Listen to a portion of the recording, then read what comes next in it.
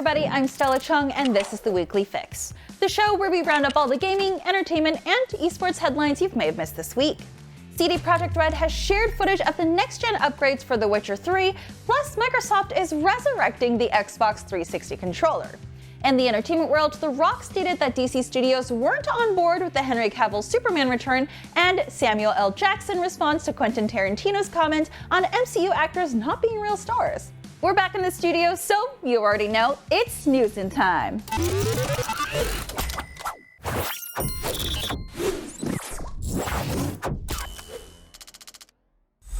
CD Projekt Red has finally shared footage of the upcoming The Witcher 3 Wild Hunt for next-gen consoles, as well as a ton of new features included in the upgrade. As CD Projekt Red revealed in today's Twitch livestream, graphics settings will allow next-gen console players, including Xbox Series S, to choose between 30 frames per second with ray tracing or 60 frames per second without. PC users will receive ray tracing, extensive customization options, and a new photo mode akin to Cyberpunk 2077's. In addition, expanded DLC quests based on the Witcher Netflix series will include rewards like armor based on Henry Cavill's version of Geralt and an alternative outfit for the series' Jaskier for Dandelion. Also coming to the upgrade is cross-progression for next-gen versions of the game, allowing players to share saves between PlayStation 5, Xbox Series, and PC. PlayStation 5 owners can rejoice with new haptic feedback vibrating the controller in different ways depending on when a player clashes swords or casts magic. Major quality of life modifications will also be added, from adjusting the left bumper used to switch between different magical signs, upgrades to the minimap, and major improvements to those damn pesky question marks that had riddled the world map. The upcoming update will also address quest bugs, performance issues, and a variety of model revisions in foliage and background features. We won't have to wait too long for the next-gen upgrades, as The Witcher 3 Wild Hunt updates are just around the corner, arriving on December 14th. Moving on, ahead of its release date, the studio behind the highly anticipated The Callisto Protocol revealed today the game will have several player death animations locked behind a paywall. Striking Distance Studios recently updated the game's Steam page, including Season Pass content that revealed additional kill animations, 2 new modes, and extra cosmetics that won't be included in the standard $59.99 version of the game. Fans who pre-ordered the Digital Deluxe Edition and the GameStop exclusive Collector's Edition will have their copy include the Season Pass. The $20 Season Pass includes additional story DLC, the Outer Way Skin Collection, and 2 new bundles, Contagion and Riot. Alongside 13 death animations, Contagion will include the game's most difficult mode with, quote, reduced ammo and health drops, a customized difficulty, permadeath, and another skin collection. The Riot bundle includes 12 additional death animations, an engineer skin collection, and a survival mode where players will need to, quote, gather credits to upgrade your weapons or forge new ones and survive the onslaught as long as you can. So if players want to experience all the glorious ways protagonist Jacob Lee can die in the Black Iron prison colony, they'll need to fork over some cash to do so. Let's not forget there is an achievement for seeing all of the death animations in the game, but this will likely not include those locked behind the Season Pass. We'll be able to experience all the glorious gore of the Callisto Protocol when it arrives on December 2nd for PlayStation 5, PlayStation 4, Xbox Series X, S, Xbox One, and PC. And finally, say your goodbyes to Adam Jensen, as the mobile game Deus Ex Go is disappearing for good. The studio Onoma, previously known as Square Enix Montreal, announced it was shutting down a list of its games on iOS and Android. The list of games disappearing forever includes Deus Ex Go, Hitman Sniper The Shadows, Arena Battle Champions, and Space Invaders Hidden Heroes. Starting December 1st, the game will be delisted from storefronts, with access to the games removed after January 4th, 2023. In-game purchases have already been suspended, but items already purchased can still be used, though any items not used will not be refunded. Embracer Group purchased Square Enix Montreal back in May, along with the rest of Square Enix's Western studios, and announced last month the studio would be renamed Onoma. Earlier this month, Onoma announced the studio would be shutting down just after a month, with some 200 staff members scheduled to be transferred to sister studio Eidos Montreal. To commemorate 17 years since its release, peripheral manufacturer Hyperkin announced today that the classic Xbox 360 controller is making a comeback.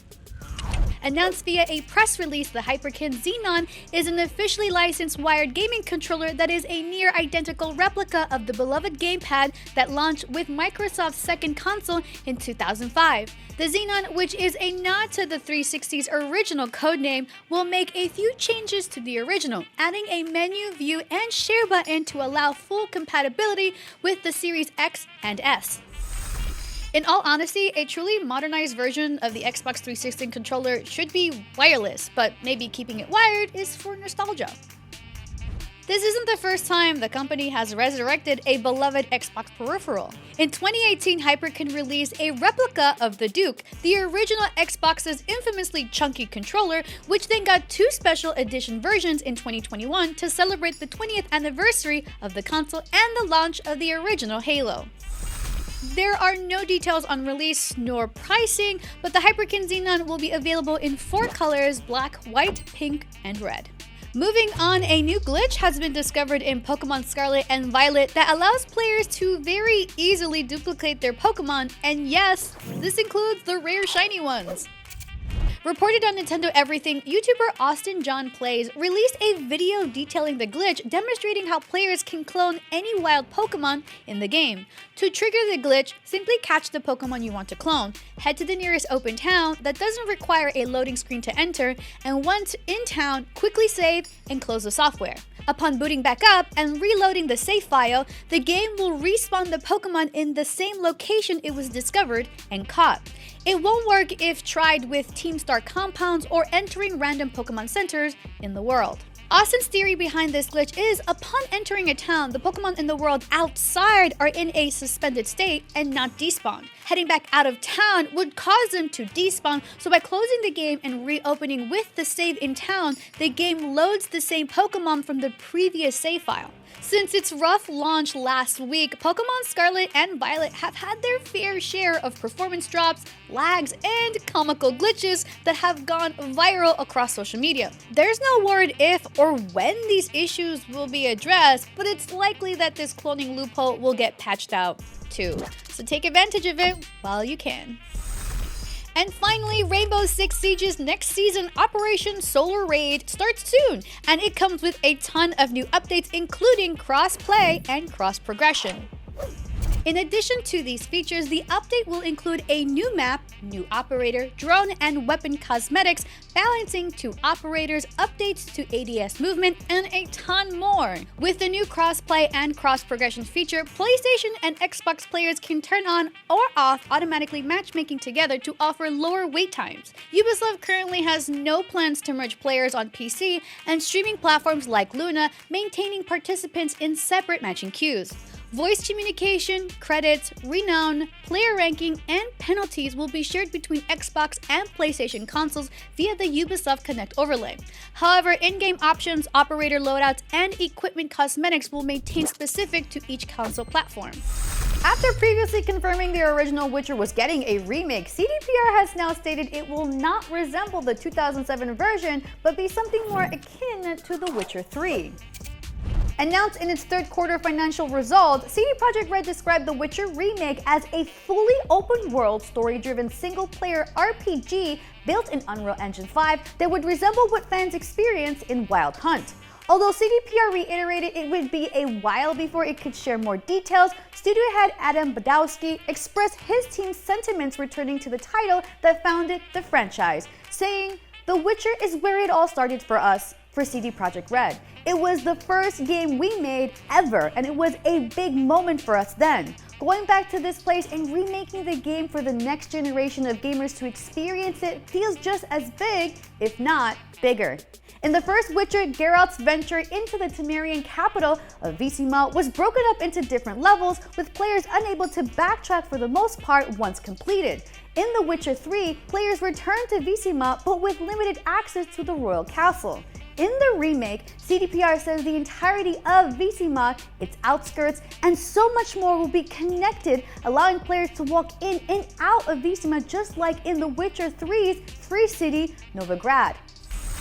Considering it's been 15 years since the original, it's about damn time we get a Witcher remake. And with modern day technology and the powerhouse that is Unreal Engine 5, I cannot wait to see what's in store for us from CDPR.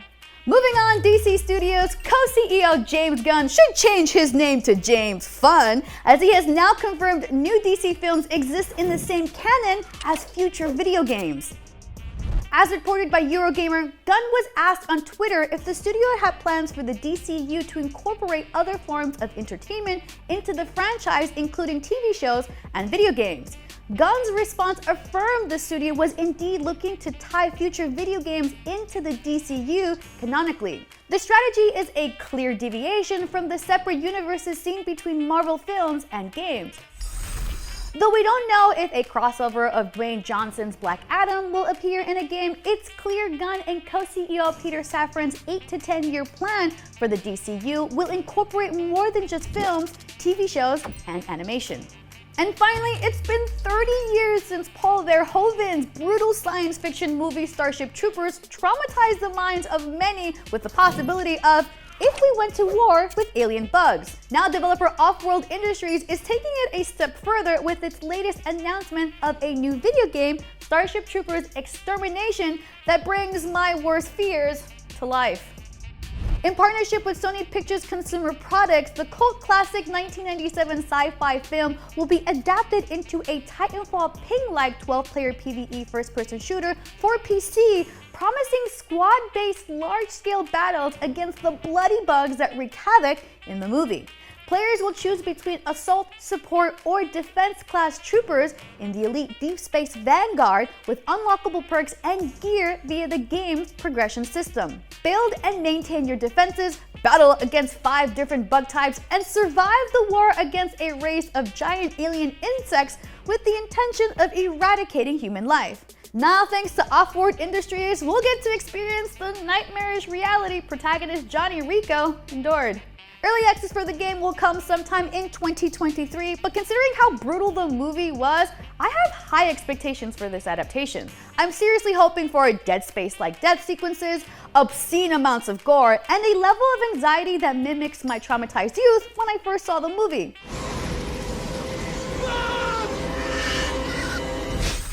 Let it be known, my cousin thought he rented Super Troopers for movie night. Yeah, they're totally 2 different movies.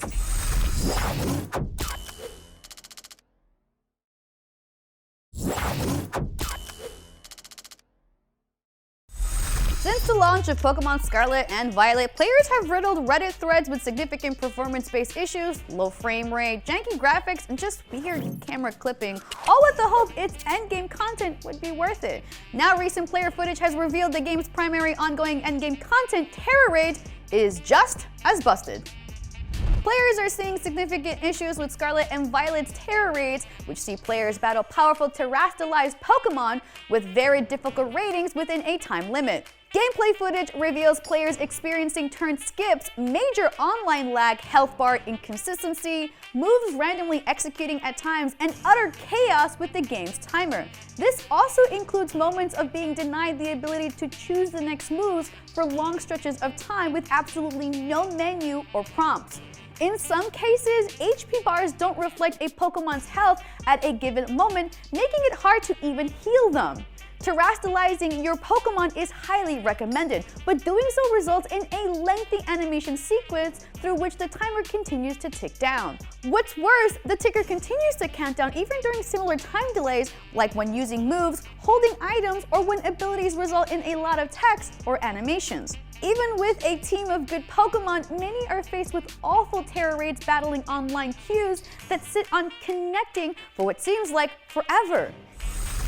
Game Freak has yet to offer any statements regarding the state of Scarlet and Violet, but considering a major Terror Raid event is coming in December that rewards players with a 7-star Charizard, it remains to be seen how that'll go. Moving on, the holidays are around the corner, which means it's time to start thinking about gift giving. And this year, Xbox's Gear Shop has something for everyone, even your controller. And I promise you, I'm not making this up.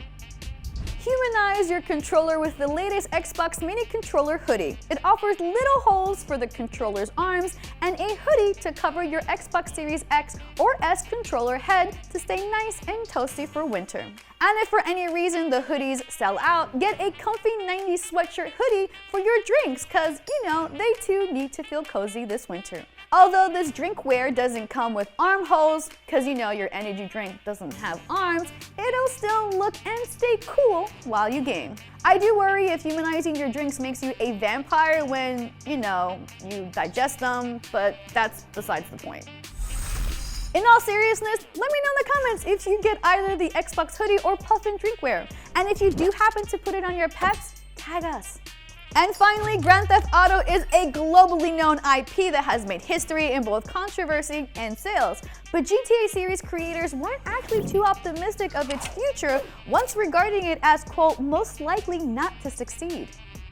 In a 7-part podcast series with BBC5, GTA 2 producer Colin McDonald discussed working on GTA's first game back in 1997, where the then DMA staff surveyed which games would be most and least successful. The one voted most likely not to succeed was Grand Theft Auto. That's because mid-development, the direction of the game wasn't clear. It was also quite buggy. You couldn't play it for more than a couple of minutes without it crashing, so certainly at the grassroots level, there wasn't a lot of confidence in it. Troubled with a lack of direction and countless iterations, the earliest stages of the experiment project saw players roaming as dinosaurs, destroying buildings before DMA added cars to the game. Despite its countless stumblings, the GTA team knew they had something special with the series and committed to seeing it through. And thankfully, the rest is history, with GTA's historic success catapulting the franchise as one of the game industry's fastest growing entertainment properties to break record sales globally. It's been 6 days since Call of Duty Warzone 2.0 was launched to replace the original, and a new glitch is causing frustration among players as enemies are turning completely invisible. As reported by PC Gamers N, several players including XSET's Super Evan have shared their kill cam footage in Warzone 2.0 that shows them being shot and killed by what seems to be an invisible opponent. The opponent's kill cam shows them to be standing in plain sight and yet invisible to others. As of right now, there is no known reason for the glitch, how to trigger it, or if it is just a random occurrence. This isn't a camouflage feature either, but a blatant glitch that removes an opponent's model from sight. The launch of Warzone 2.0 has been met with bumps along the road, with several players being locked out of the game altogether due to a bug that demanded users to buy Modern Warfare 2 even if they already owned it.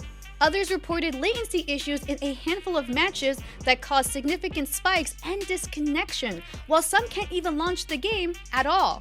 Currently, Warzone 2.0 overall Steam reviews are mostly negative, with an overwhelmingly amount of comments citing error codes, crashing, and even some users completely losing loot and weapons in-game.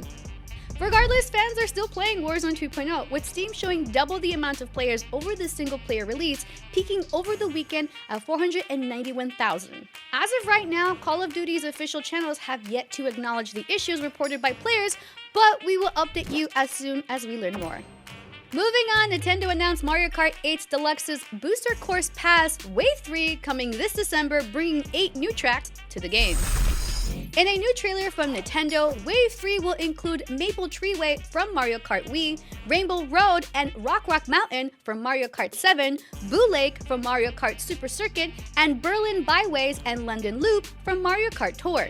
These new tracks will join the previously confirmed Merry Mountain from Mario Kart Tour and Peach Gardens from Mario Kart DS, all arriving on December 7th as part of the $24.99 Booster Course Pass. Purchasing the DLC will also grant users the previously released 16 courses, an additional 24 slated for release in 2023. And finally, next month's post-launch support for Assassin's Creed Valhalla will be the last DLC expansion for the title. Ubisoft announced on its blog that Assassin's Creed Valhalla's latest update, The Last Chapter, will be the game's final DLC expansion since its launch in November 2020. Alongside the final release, a new update will arrive to provide a, quote, touching and intimate conclusion to Eivor's saga, and will tie up some of the storylines developed throughout the game and offer closure to your time among the Raven clan. Ubisoft confirmed in the blog post the highly requested feature New Game Plus would not be added to the game. Assassin's Creed Valhalla has been built as a unique Assassin's Creed experience, one that is very different from its predecessor in its structure, offering new ways of engaging with the world and its characters. When investigating the implementation of New Game Plus, we realized that the depth of the game gave us limited options to make replayability unique and rewarding. Although New Game Plus will not be added to the game, fans can expect new additions and surprises for the game's final farewell. For a detailed list of how to see the end of Ivor's tale, be sure to check out our guide on IGN's website. Smell that? It's the aroma of new games coming to the PlayStation Plus roster, and this month Sony's lineup has some heavy hitters.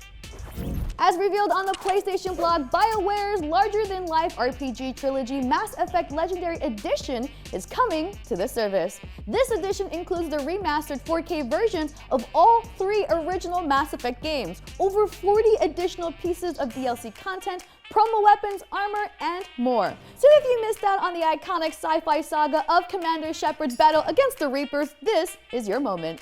Also coming to the service is the post-apocalyptic fantasy kung fu RPG Biomutant from THQ Nordic. Mixed martial arts, combat shooting, and mutant abilities in this vibrant open-world adventure where players can seek to save or destroy the planet. And the final game announced to join the service is the colorful third-person arena fighter Divine Knockout Founders Edition from Hi-Res Studios. Fight as one of the 8 gods, Amaterasu, Sol, Hercules, Susano, Ymir, Athena, Thor, or King Arthur in this fast-paced mythological multiplayer brawler.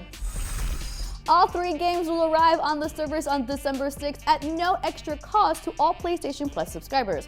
At this time, Sony has not announced new games coming to its more expensive services, but we'll keep you updated when it's announced.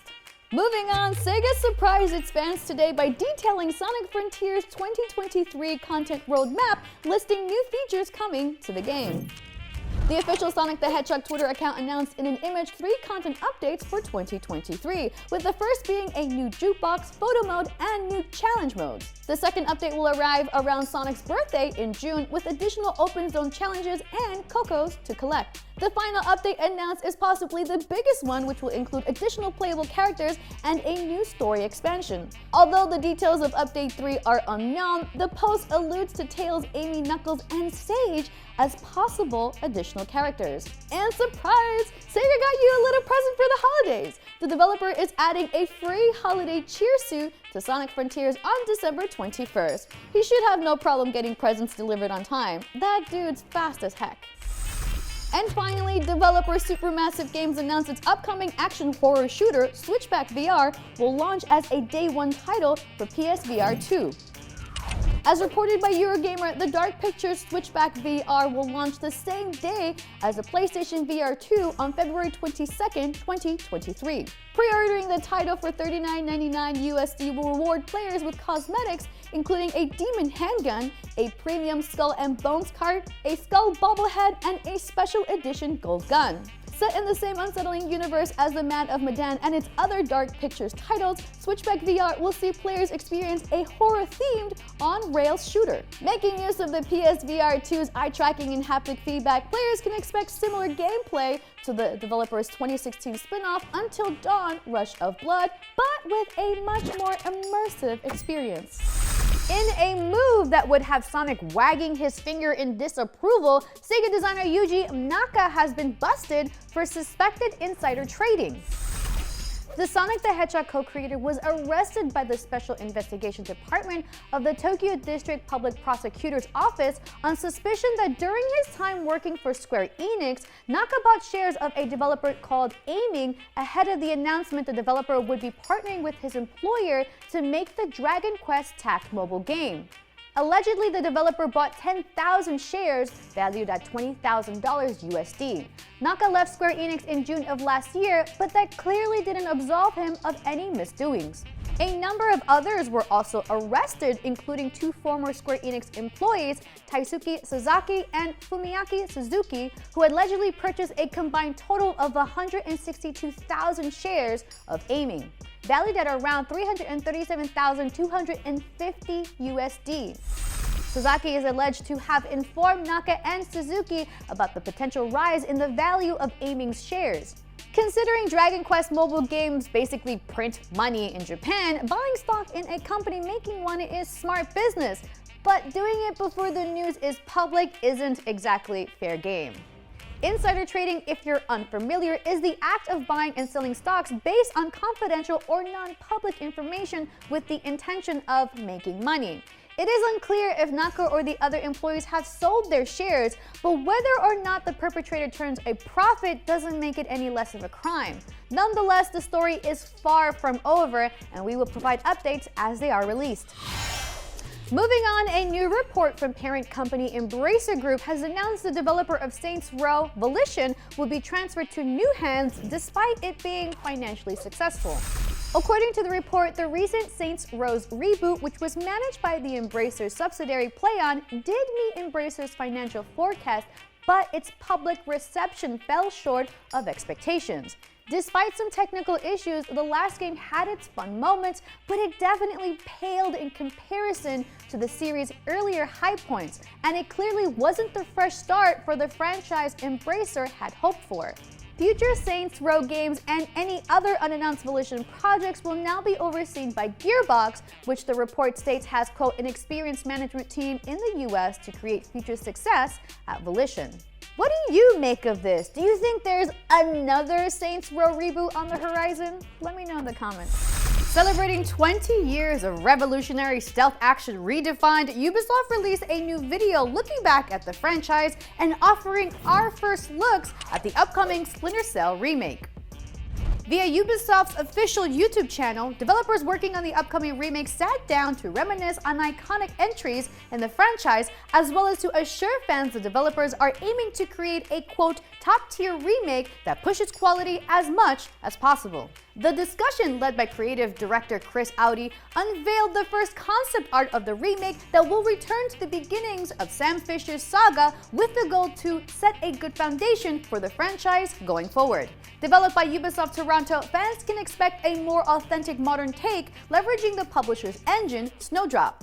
Audi confirmed that development is still in early production, but articulated that, quote, it's not simply a remaster, it's being built from the ground up. We get to do all the content from scratch, fresh and ready to go.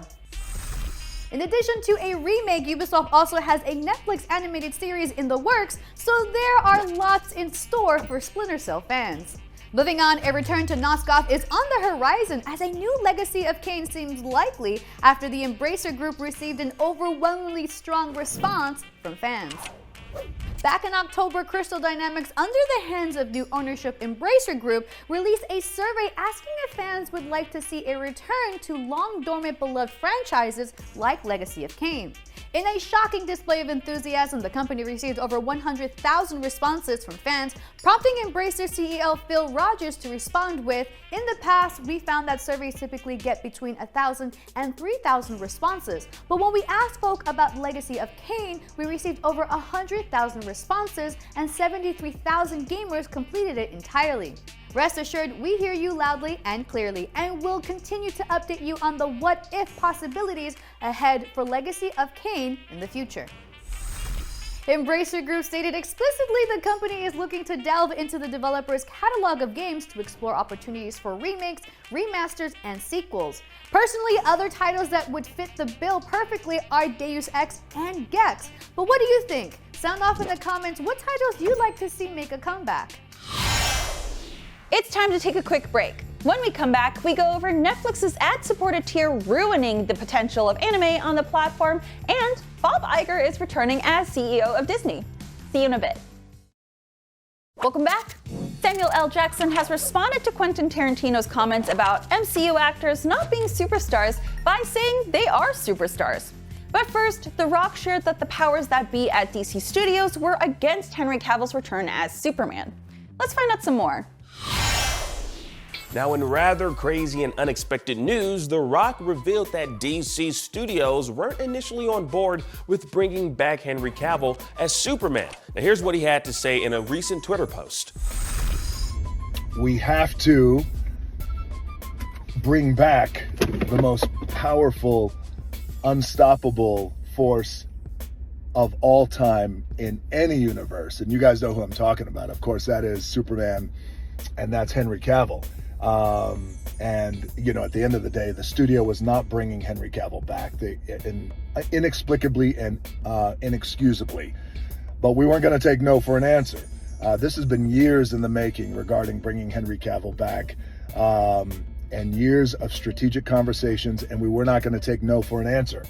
Now, in the Twitter video, he went on to say how there's new leadership at DC, which implies that the reason behind the new decision in favor of Cavill coming back as Superman went through, finally. Now, he made a lot of points in that video stating how Henry Cavill is this generation's Superman and that it'd be impossible to kickstart a new hierarchy in the DC universe without the most powerful man in DC, i.e. Superman.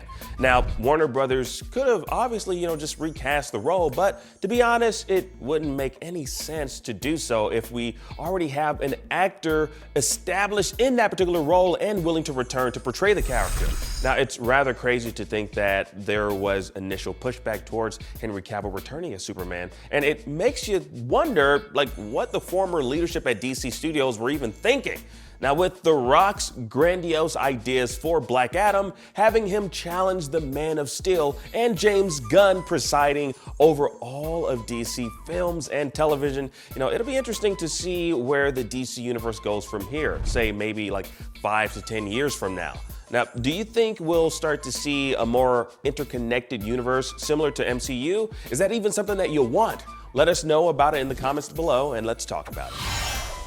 Now, in other news, shifting gears to talk about the upcoming Twisted Metal series, Season 1 will apparently be like the movie Zombieland in nature. Now, the Peacock series, based on the classic PlayStation video game franchise, stars Anthony Mackie as an amnesic outsider who has to deliver a mysterious package to an unknown destination across a post-apocalyptic wasteland. Now, speaking to us here at IGN, senior producer at PlayStation Studios, Carter Swan, spoke about the style the team went for pertaining to the series, saying, quote, "Zombieland's a good barometer if you look at what happens in that movie as to what we could do. Their whole thing is you can have fun in the post-apocalypse." So essentially, the team is taking these violent moments and making them like a bit of a ridiculous fun romp, which is pretty cool. I'm here for it. And with Will Arnett confirmed as the voice for Sweet Tooth, we'll likely get a lot of comedic zingers thrown in for good mix. Now, we can expect the Twisted Metal series to crash into Peacock 2023. And finally, Harrison Ford is satisfied with the way the 5th Indiana Jones film turned out. Now, the team behind it apparently did a satisfactory job. Now, this comes to us from a new interview the actor did with Empire, where he said, quote, "I didn't feel it was necessary to do another one. I just thought it would be nice to see one where Indiana Jones was at the end of his journey." But the actor did say he'd put that very hat back on if a script came along that he felt had the potential to extend the character's shelf life. Now, come on, man, what's going on here? I mean, this guy is he's 80 years old. Harrison Ford needs to just freaking chill out and live off the millions he's made decades in this career as an actor. You can rest now, homie. Please make way for young blood, my guy. What are you doing? 80, for crying out loud. Maybe we all live to be that age and beyond and successful in our careers. Now, we can expect Indy 5 next year, June 30th. All right, now, Quentin Tarantino's negative comments about superheroes, saying that the actors who star in Marvel movies aren't exactly movie stars, has now caught the attention of Jules himself, Samuel L. Jackson. Now, the actor who's worked with Tarantino on numerous projects had some words for the director while speaking on it with Entertainment Weekly. Now, he said, quote, "It takes an actor to be those particular characters, and the sign of movie stardom has always been what? Asses in seats What are you talking about? That's not a big controversy for me to know that apparently these actors are movie stars. Chadwick Boseman is Black Panther. You can't refute that, and he's a movie star. Ooh, Tarantino, you in trouble. Now, if you're not exactly caught up on what Tarantino said, his initial comments, it was during this Tom Segura podcast moment, which got everyone, including Samuel Jackson, talking. They're not movie stars. Right. Captain America is the star. Right. Thor is the star.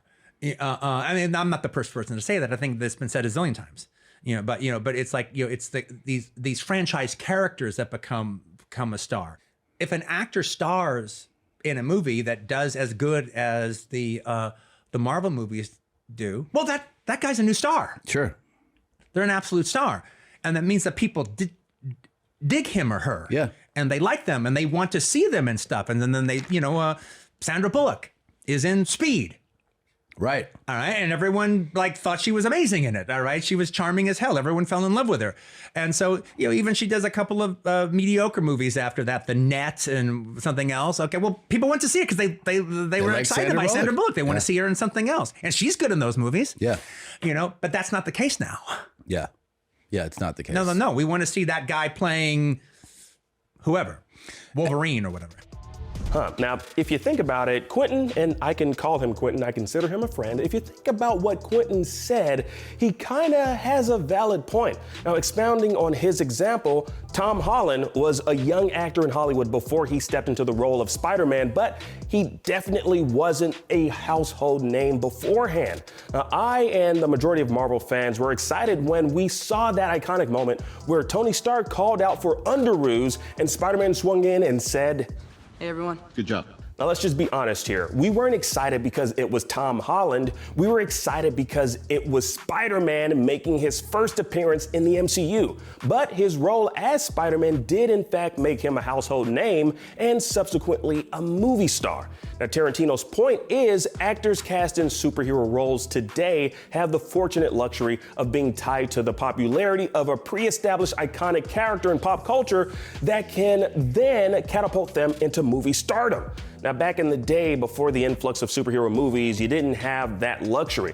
Now, I think that's what he's saying exactly. There's just an oversaturation of superhero movies Hollywood seems to be taking interest in, and not a lot of original, thought-provoking, and creative movies coming out these days.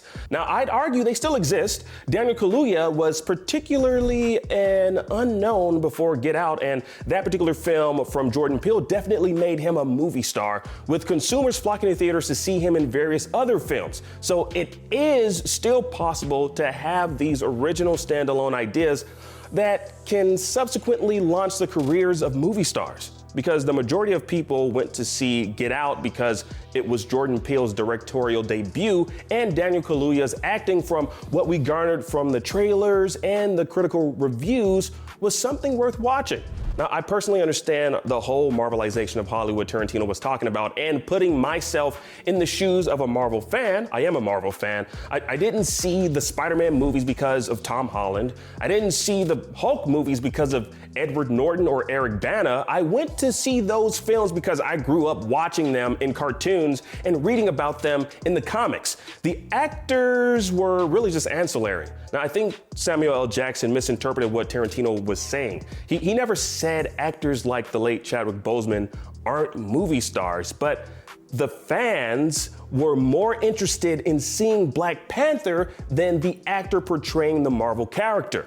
Now, his powerful portrayal of the character, Black Panther, T'Challa, is what made Boseman a household name and made him a movie star.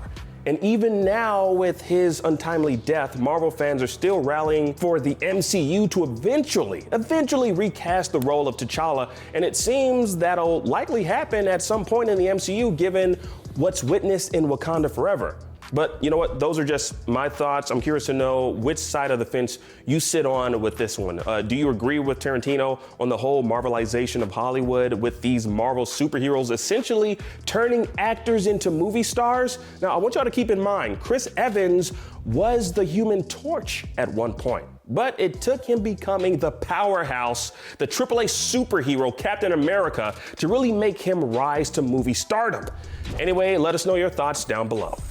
Now, in other news, Disney is ramping up its anime production by expanding its partnership with Kodansha. Now, this comes to us by way of an exclusive from Hollywood Reporter. Now, Kodansha is responsible for producing several manga, and the expanded Disney partnership will kick off with production of Tokyo Revengers Christmas Showdown arc coming to Disney Plus in January of 2023.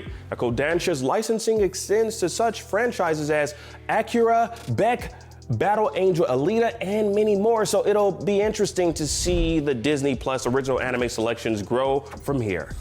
And finally, in a feel-good moment out of frickin' nowhere, The Rock bought up a bunch of Snickers in a Hawaii 7-Eleven where he used to steal one every day when he was a teenager. Now, I'll let him tell the story. When I was 14 years old, every day I used to stop here at this 7-Eleven and steal a king-size Snicker bar because I couldn't afford to buy one. Now, it all cost him a whole $298. Now, he also bought the items for a bunch of people that were waiting in line, as well as taking pictures with people that were in line. Now, he truly is the people's champ. And 7-Eleven left a comment on the IG post that read, "King chocolate bar for a king crown." Whatever the hell that means. I guess The Rock gets a pass for stealing every day for about a year. No word yet from Snickers, but IGN did reach out for a comment. Hard-hitting news here, y'all. Hard-hitting news. I'm just kidding. But to The Rock's defense, for stealing, Snickers' slogan is "Hungry, why wait?" So The Rock clearly couldn't wait in line for that Snickers for a whole ass year. Yeah.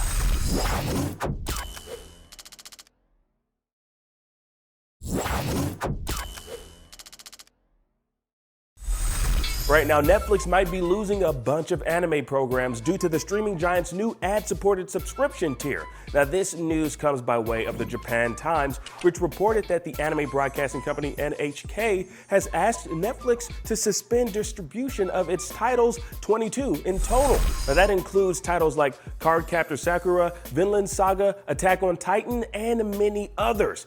Now, what's weird about this is Netflix claims NHK was aware of its ad subscription plan, but the broadcaster reportedly claims the ad-supported plan wasn't what it anticipated and that Netflix didn't deliver a sufficient explanation until the new plan had kicked off. Now, the reason NHK wants to pull out is because the broadcaster doesn't distribute programs if there's a likelihood that it'll appear as though its programs are recommending a certain product or service, which with whatever ads Netflix slides in between programming, I don't know, it might give off that particular appearance. Now, the new ad tier was launched earlier this month in the United States as Netflix Basic with ads for $6.99.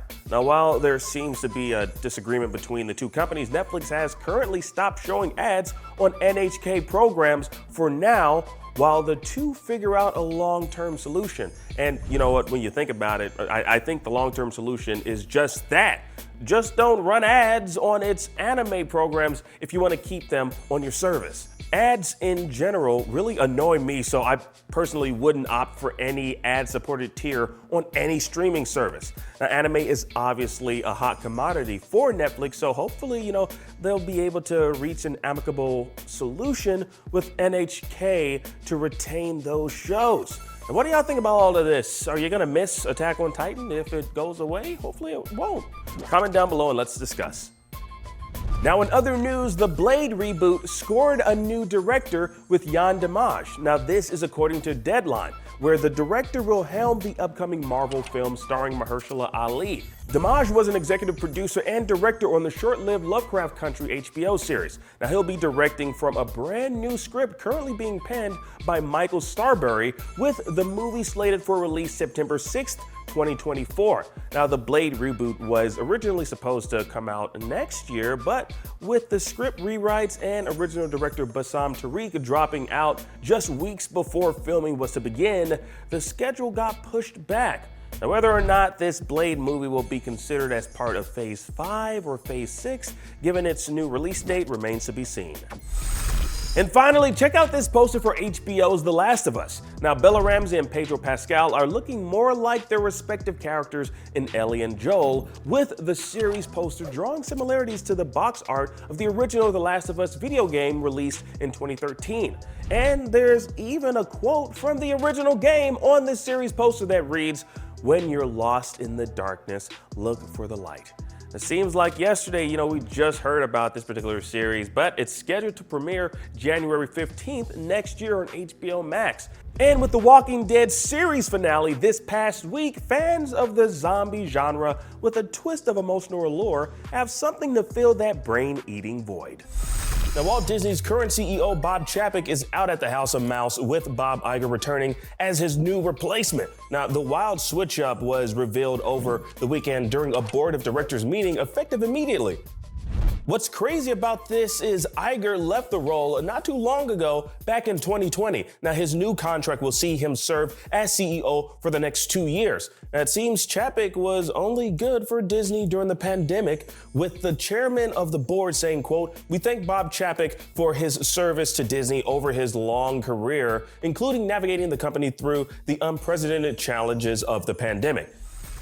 Now, they went on to say how Bob Iger is in a situation that'll properly guide the company through its current and pivotal period.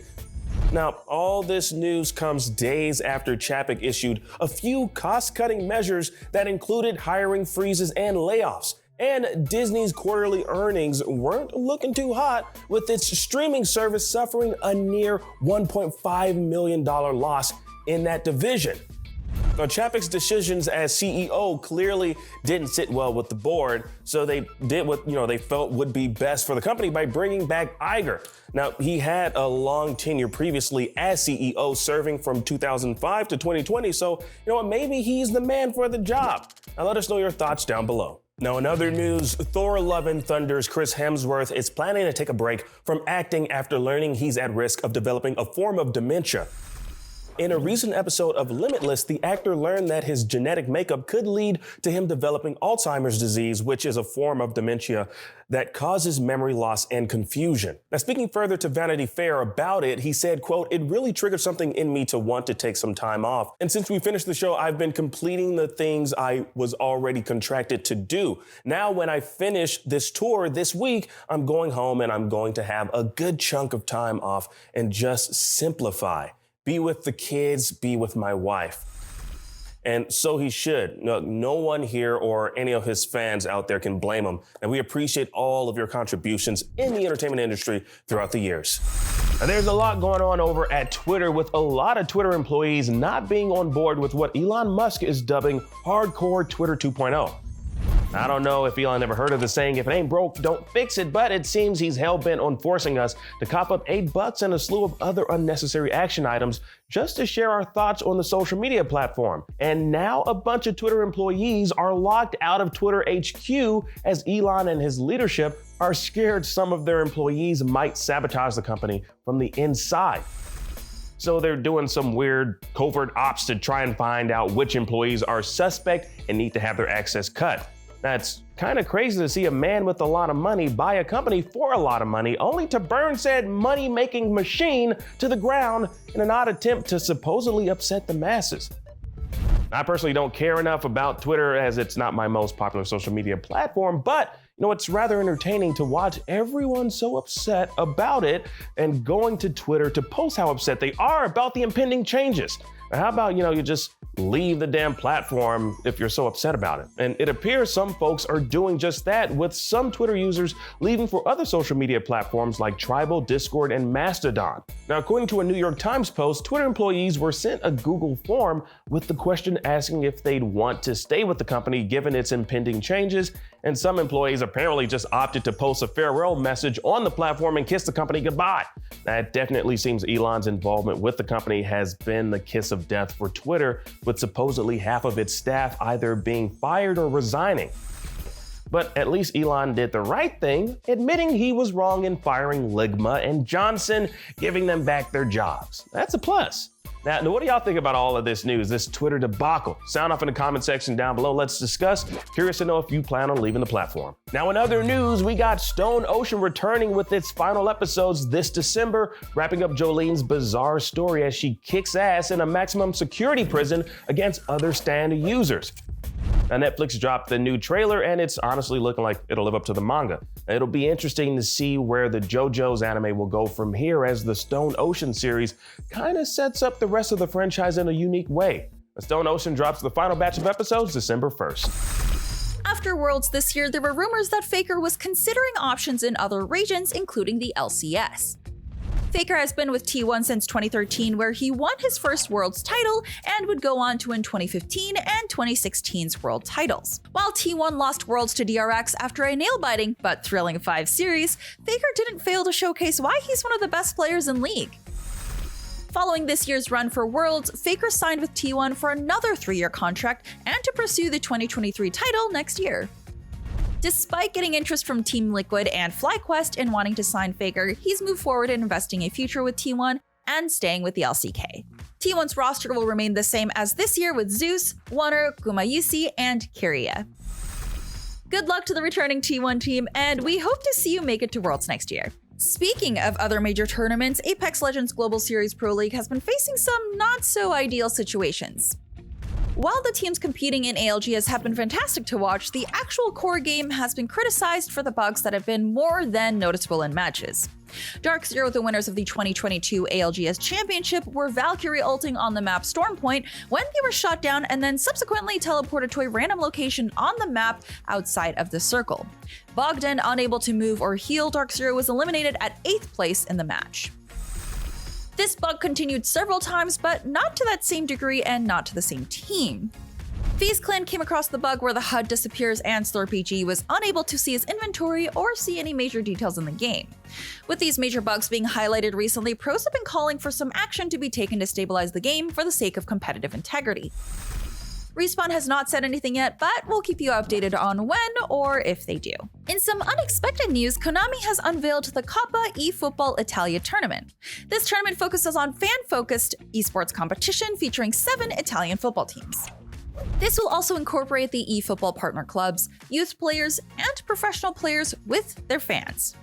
The 7 clubs featured are AC Milan, AC Monza, AS Roma, Atalanta BC, FC Internazionale Milano, SS Lazio, and SSC Napoli. The qualifications for selection for the club's representative squads will take place in stages between December 2022 and April 2023. The Coppa eFootball Italia will have an offline grand finals weekend at Napoli Comic-Con on the last weekend of April 2023. Coppa eFootball Italia will be documented through their YouTube channel with analysis and highlight videos, so be sure to stay tuned there if you're interested. I'm Stella Chung, and that was your weekly fix. We'll be back here next Saturday with more of the biggest gaming and entertainment news of the week. See you then.